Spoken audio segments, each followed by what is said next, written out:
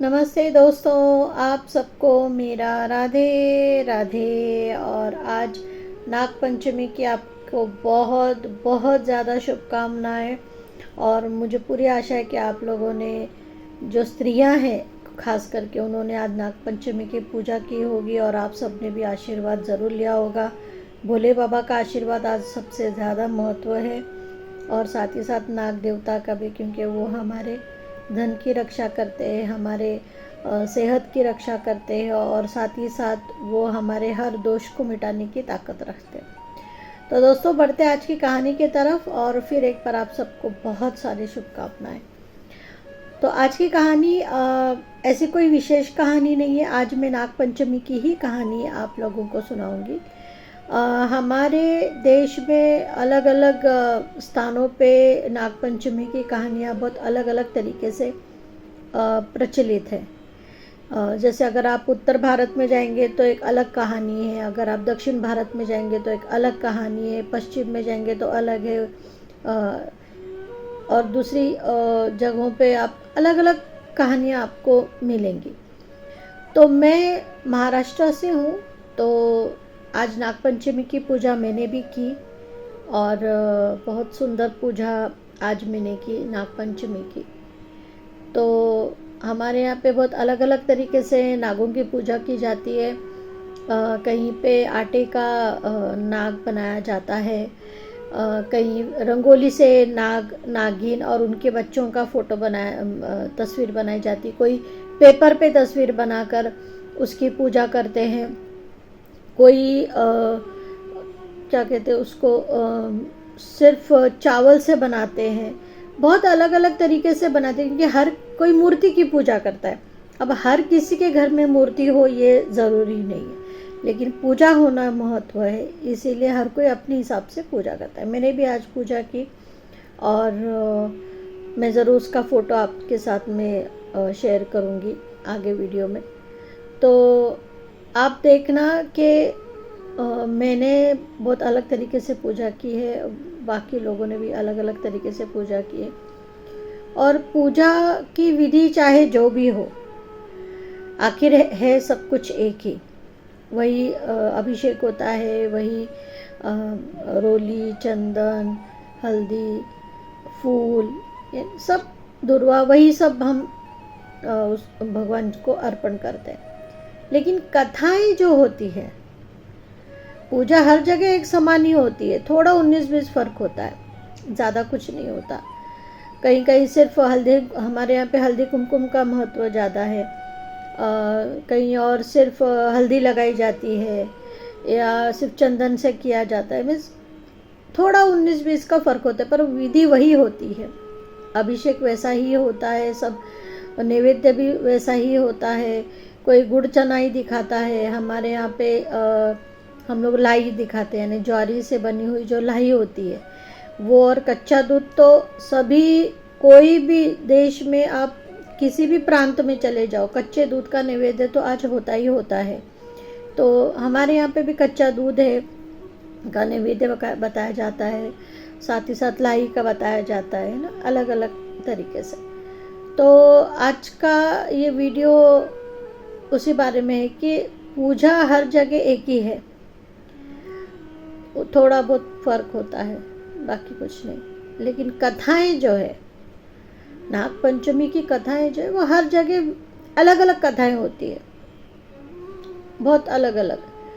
कहीं पे राजा की कहानी होती है, कोई किसी साधु की कहानी होती है। वैसे ही हमारे यहाँ पे महाराष्ट्र में जो कहानी बहुत प्रचलित है, और जो नागपंचमी के दिन हम कथा का श्रवण करते हैं, वाचन करते हैं, वो कहानी बहुत अलग है। तो आज मैं आपको महाराष्ट्र की हमारी जो नागपंचमी की कथा है, मैं उसको सुनाऊंगी, और आशा करती हूँ कि आपको ये पसंद आएगी। और अगर पसंद आएगी तो प्लीज़ लाइक, शेयर और सब्सक्राइब ज़रूर कीजिएगा। तो बढ़ते हैं कहानी की तरफ।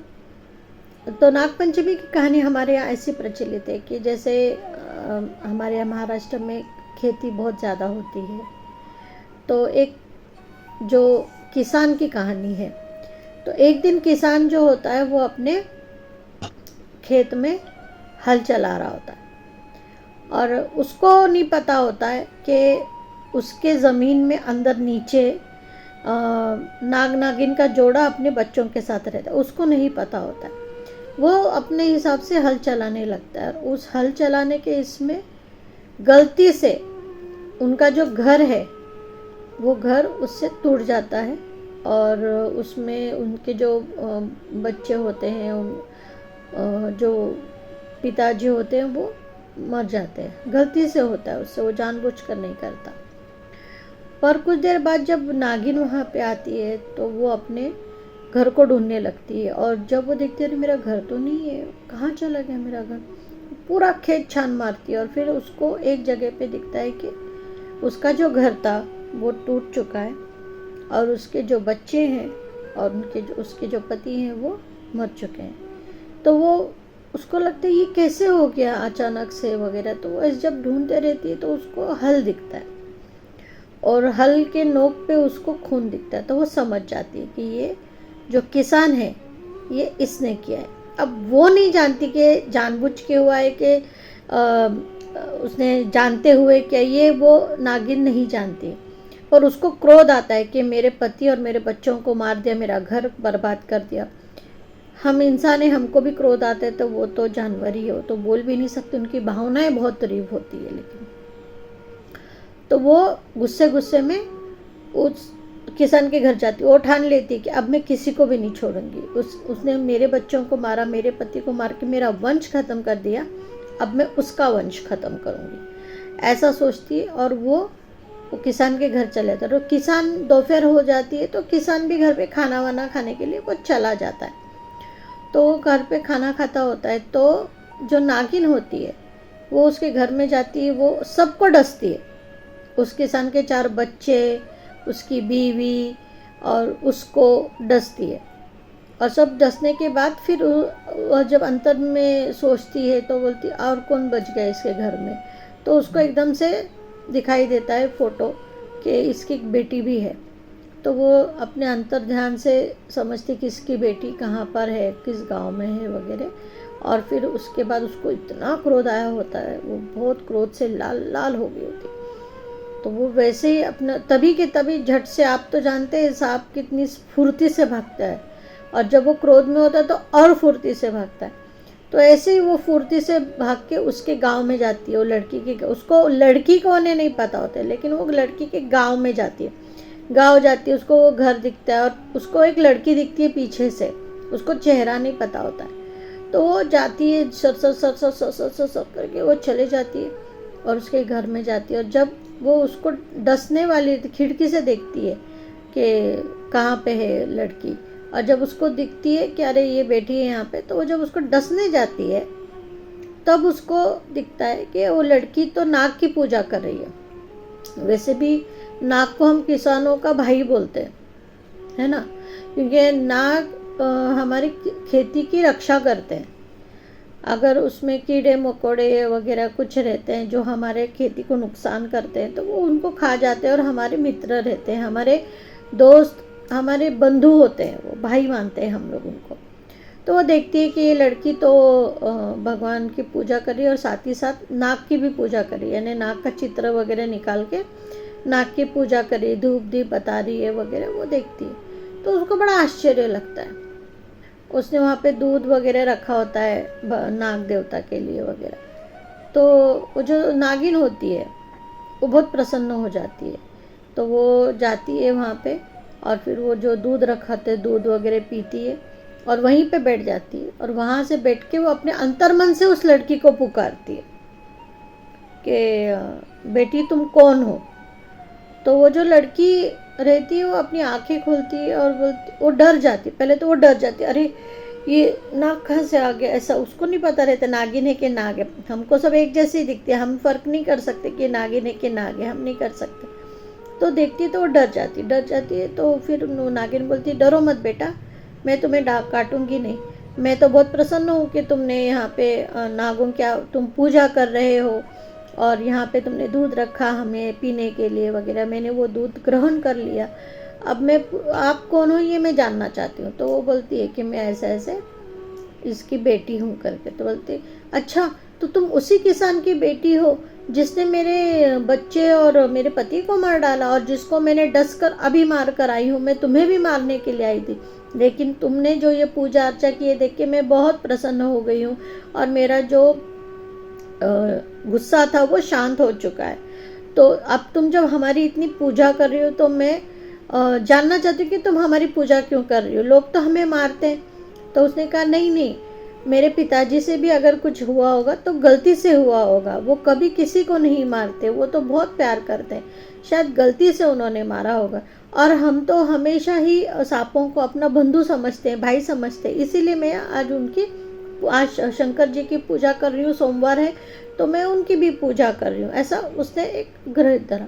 तो बोले अच्छा, मैं तुम्हारी पूजा से बहुत प्रसन्न हूँ बेटा, और तुमको कोई वरदान चाहिए तो मांगो। तो वो कहती है कि मुझे वरदान कुछ नहीं चाहिए, मगर मैं सिर्फ इतना जानना चाहती हूँ कि मेरे घर के लोगों को जो आपने डसा है तो मैं उनको जीवित कैसे करूँ, मेरे परिवार को जीवित कैसे करें, क्योंकि वो तो मेरे माँ बाप भाई बहन है, और मुझे बहुत दुख हो रहा है ये सुन के कि वो मर चुके हैं। तो फिर वो जो नागिन होती है वो कहती है कि तुम एक काम करो, थोड़ा सा गंगा जल लेकर आओ और मुझे दे दो। तो गंगा जल लेकर आती, गंगा जल जब लेके आती है तो फिर वो जो नागिन है वो उसको छूती है, उस गंगा जल को, और गंगा जल को छू के वो बोलती अब तुम जाओ और अपने पिताजी के घर जाओ, जल्दी शीघ्र जाओ, देर मत करो, जितना जल्दी तुम जाओगी उतने जल्दी वो ठीक हो जाएंगे, वो जीवित हो जाएंगे, और जाके सबके मुंह में ये 2-2 बूंद गंगा जल तुम डाल दो, वो जीवित हो जाए।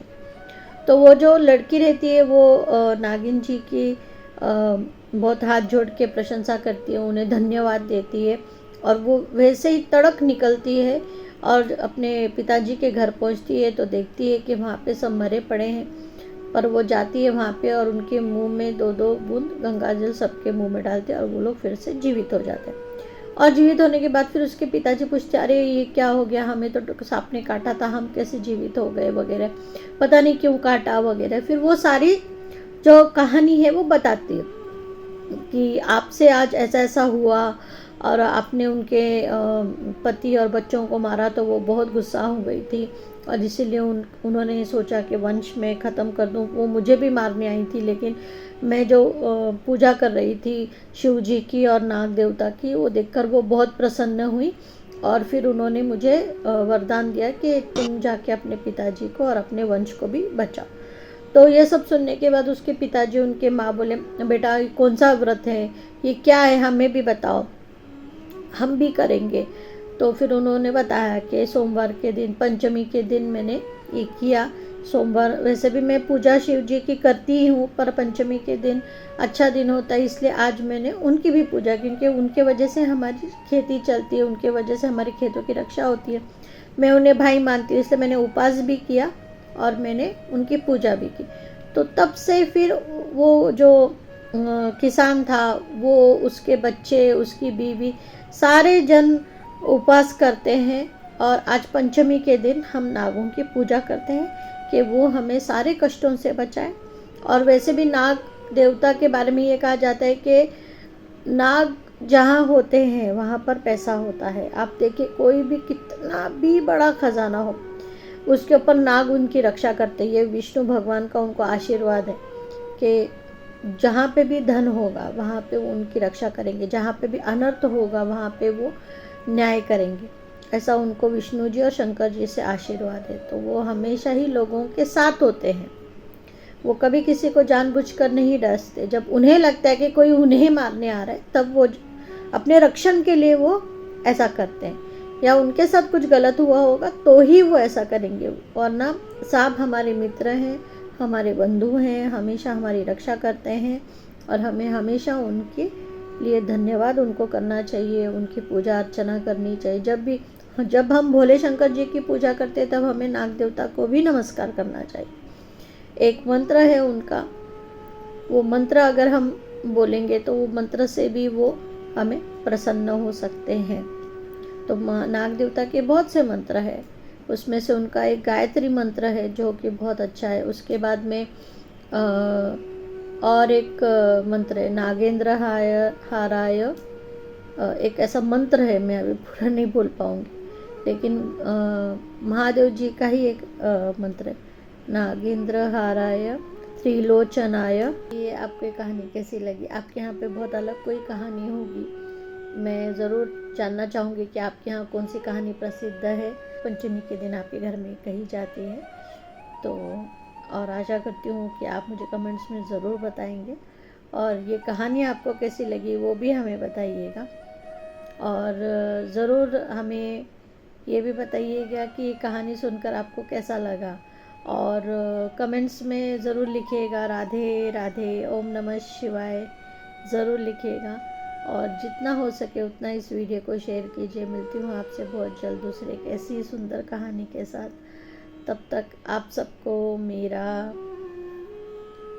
राधे राधे।